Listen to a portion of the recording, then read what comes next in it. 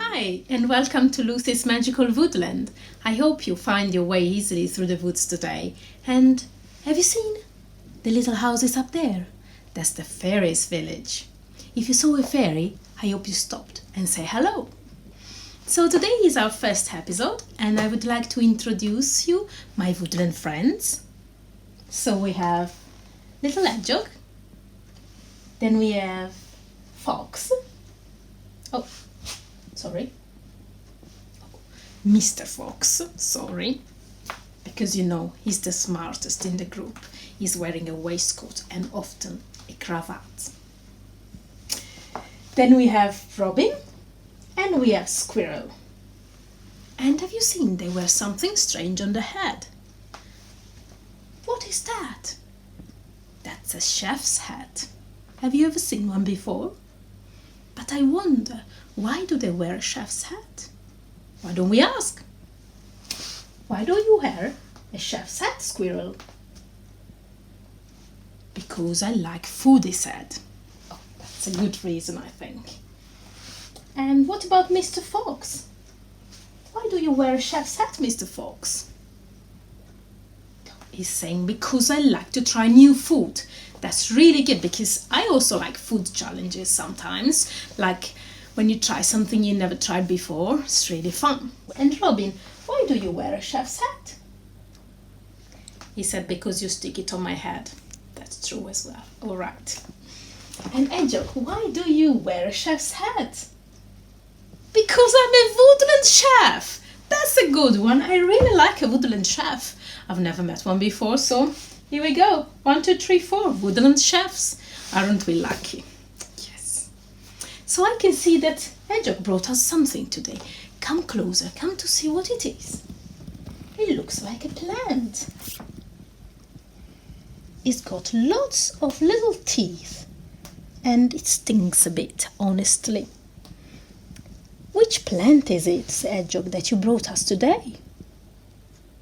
He said it's called nettle. And maybe you're wondering, how do I talk with animals? Well, I suppose you do too. Maybe you talk with your cat or with your puppy sometimes. Are you wondering why they answer to me? Oh, that's another question. Yes, I have to tell you the truth. I have a magical superpower. And you have it as well. That is called imagination.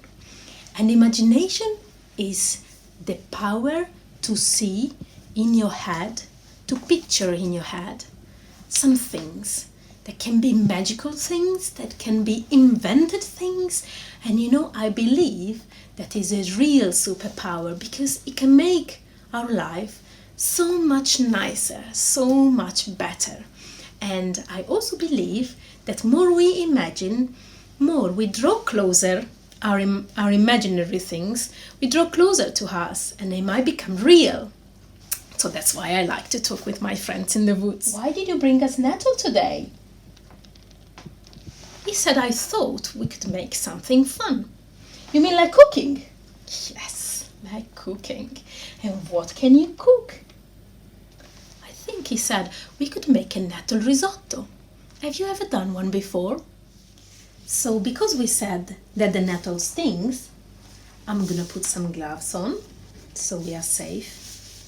Because you know, Hedgehog went yesterday and he collected a lot of nettles for us and he put his gloves on. So I put my gloves on too, just to be on the safe side. And then I will show you the ingredients of this recipe that we can make together if you like. So what we need is a leek. It looks like this. I cut a little, but this is a leek. Then we need some risotto rice. Then we need some vegetable stock that you can make yourself. I put some here in boiling water, or we can use the powder as I did.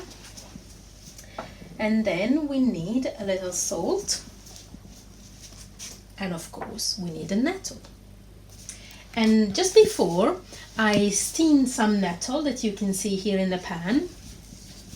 I steamed it with some water, I cooked it, and with a lid. And so we are first of all going to do a nettle smoothie, which is something really weird. And to do that, we are going to use a blender. So this might be tricky for you to use, so if you want, you can ask the help of a grown-up. We are just going to put it inside, do a little noise, so if you don't like, just put your hands on your ears, and then we make it very smooth. I mean, if there are some bits left, don't worry, you know, perfection is not our business here in the woodlands. Okay, so we just put it in. Make sure there is some water in. If not enough, we can add some, because it might make it easier to blend it, right? And then slowly we blend it. At this point I add a little bit of extra water from the broth.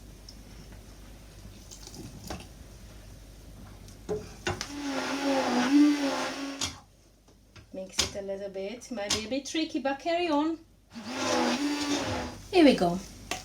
So if you can come near, you will see that it became quite smooth. A little bit like a paste. I'll turn it around so you can see.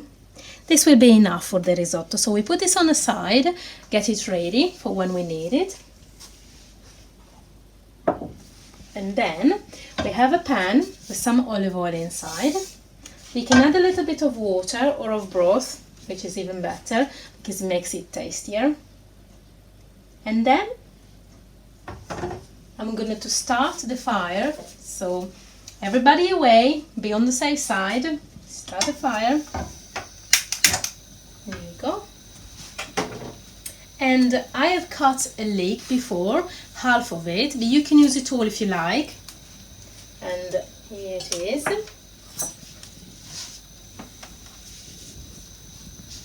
This is my favorite tool, I have to tell you.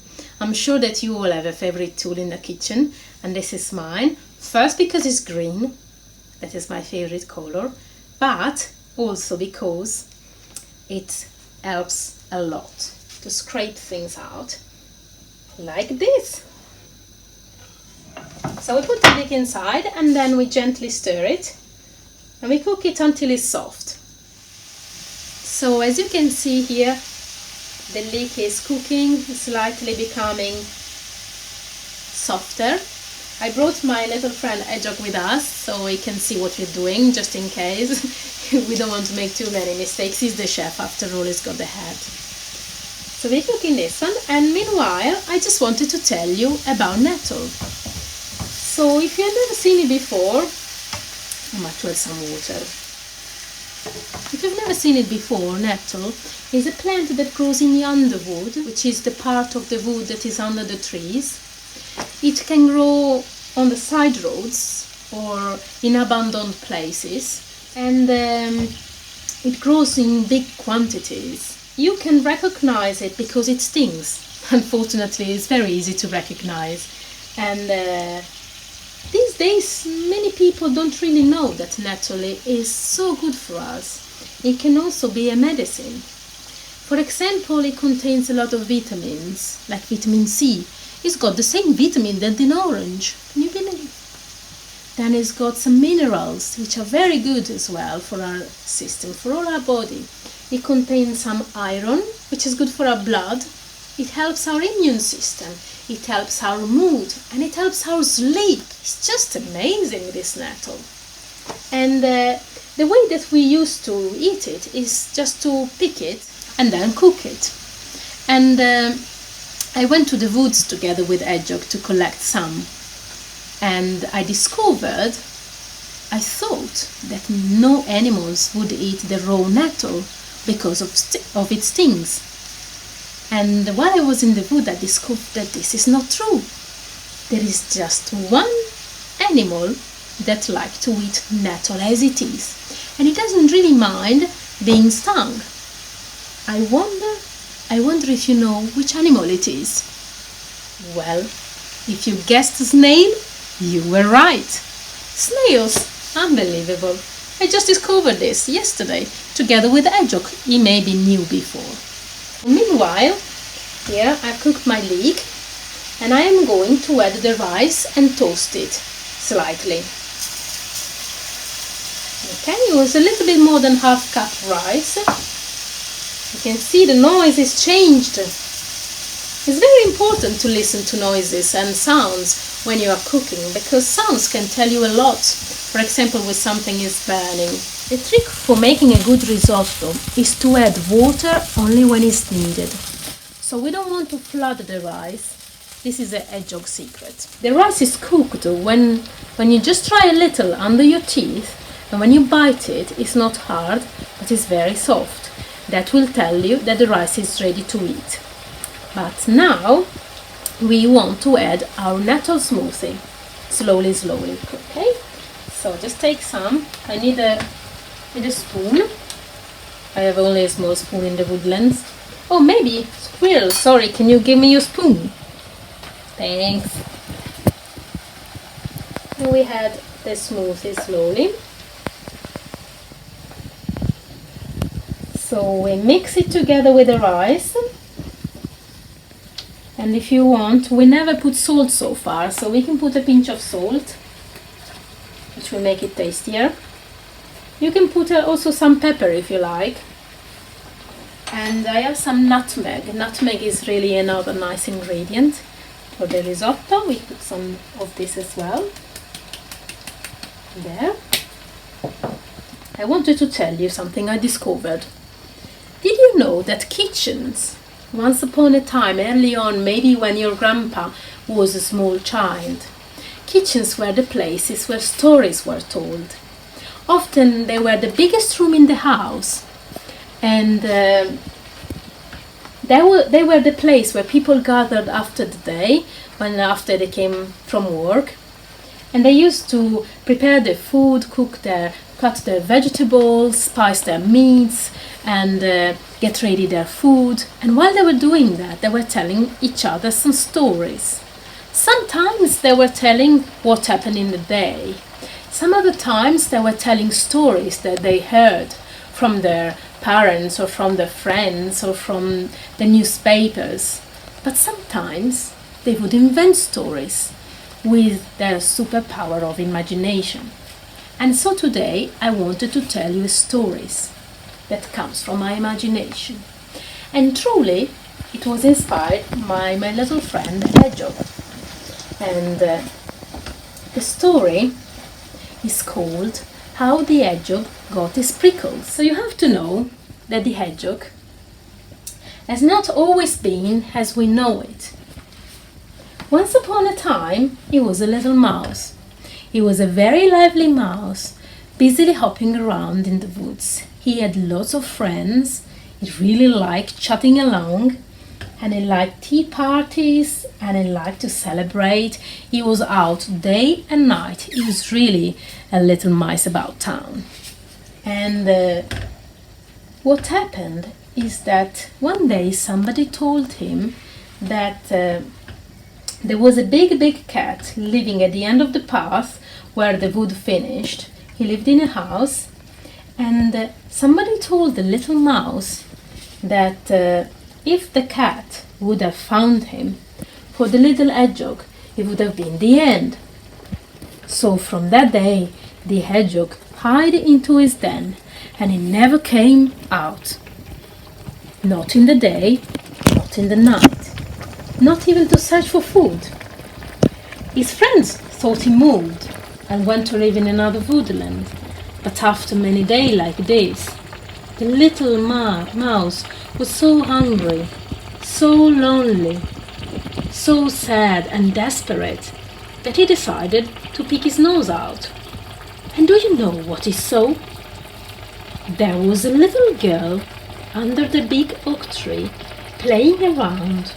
She was collecting leaves and putting them in a bowl, and she was pretending to cook for his woodland friends. Oh, the little mouse was reminded of his happy days, and little by little he started to get nearer to the girl. It seemed a nice girl, and she was indeed. They met and started to talk. So the mouse told her of his struggle, and he asked the girl if she knew about this big cat, and if she knew that it was true that if the cat would have found the mice, he would have eaten it in one bite. Well, the girl said that she was not really sure about that, but she would have done her best to try and help him out. So she ran home, and she came back the day after, and she was carrying in her hand something that looked really special. It looked like a treasure. So the little mouse asked what that was. And the little girl, she said that she didn't sleep the whole night because she was thinking how to help him out. And when in the morning she woke up, she just jumped out of bed and went straight outside. She reached the edges, and she knew that this was a really brave thing to do, but she did it anyway because it was for a friend. She went to the hedgerow, and she asked to the plant that was there the hawthorn, if she could take some of his thorns, the spikes that are on the branches. And she also explained that this was to help out a friend, and the plant was happy to help. So the little girl took hours and hours very carefully to take the thorns out from the plant. She took only the one she needed, really.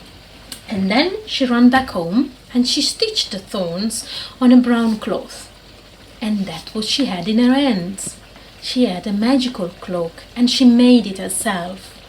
She explained all this to the mouse, and the little mouse was mesmerized. He couldn't believe that the girl could have made something like that for him. And he put it on straight away, and do you know what? He never took it off, because he felt so cozy in it. It was light, but it was strong, and he felt protected. He felt like no one could harm him anymore, not even the big cat, which, by the way, he never met. But even these days, if you see the hedgehog, you will see wearing this magical cloak. And I wonder if it is because the magical cloak that the hedgehog, our friend hedgehog, went and was so brave yesterday to go and pick the nettles, this prickly plant. I think so. So as a craft fun, I thought that today we can create an hedgehog. Not so much like this, but similar. We are going to use potatoes, and we are going to use cocktail sticks, color, a peeler, and we'll see what happens. So, first of all, we are going to prepare the cocktail sticks. So I put this on a side, and as you can see, these are full, and I want them cut in half. So the best way to do it, I think, maybe ask to help of a grown-up if you need, but is to cut them in half using a pair of strong scissors. You can also wiggle them. It's not that difficult. Every now and then I need to have a look to this rice. So still making a nettle risotto, Still in the make. Right, so we're gonna color these cocktail sticks. Because as you know, the hedgehog has got his prickles quite dark. To make this, I found two colors. I didn't have a real proper brown, so I will make it. And this is going to be a bit messy, but hopefully fun for you to do. We're going to open these two colors. We can use our hands with gloves. You can make it on a piece of aluminium, if you prefer, like aluminium foil. Put a little bit of black, like that. Don't really need a lot. Then put a little bit of brown, like that. And then This is gonna be nice. We're gonna make the brown color. Then we're gonna take out toothpicks, drop them in your hands. You can make a few at a time, or you can make loads at a time. This is just to have fun, really. And then you're gonna move them around in your hands until they are all brown. They don't really need a lot of color. I'm gonna put them down like this. I have more down here. There you go. You can make more. Really, the quantity is up to you. I like my hedgehog to have lots of prickles, because in reality they really have loads. Just be careful. And we want to have a surface that is fine if we make it dirty. Okay, so after this I want to take my gloves out because they're really messy now. Right, 1 and 2. Job done. Okay, so now I take my potato. Start with the big one. We want to make the face of the hedgehog first. Okay, let me just go back here. Make sure we don't burn everything. It's nearly ready. I can see it. There. Okay, so best way is we want to peel the face just in the beginning. We want to leave the body as it is. Okay, we want to peel the back as well. Make sure we take the skin out. Okay. Really, this doesn't peel very much. Let's try this one. This is newer. Just be careful of your hands. If you don't feel confident, again, ask a hand to a grown-up or to your brother or sister. When I go down, I want to make this a little, like dipped a little bit more, because this is going to be the front, okay? The top part of the face, when it's going to be the eyes. I forgot that we need something for the eyes. Now take a little bit away from here. I would like to do some ears, so I just do like this. One ear. Then I'm gonna do another one. Here we go. Okay. More or less. This the ears done. Okay. And then I'm gonna take some cloves to make the eyes. I put them here so you can see them. Cloves, they smell gorgeous. I want to find the ones that are not too thick at the end. Now, when we decide to put the eyes, we just have to use a cocktail stick and make a hole. Okay, you can make it deep if you want, that is not a problem. Decide where the eyes is gonna be. Like that. Then we find a cloth and we stick it in. Wonderful, really like it. And this one as well. For the nose. The nose, you might want to have more than one, but it's just up to you, you know. I just make 3 holes. Let's see. Always go a bit deep so you don't have problems to stick gloves in. This is very big. It's just big. Oh, even like this. So cute! I think I'll leave it. Right. Next is to put the spikes or the prickles. This is the easiest because you just have to stick them in. Meanwhile, this we just did are almost dry. Use the one I just made before, which got stuck together. Right. You can really put them where you like. Just make it up as you go. This is a little hedgehog that will last as long as the potato lasts.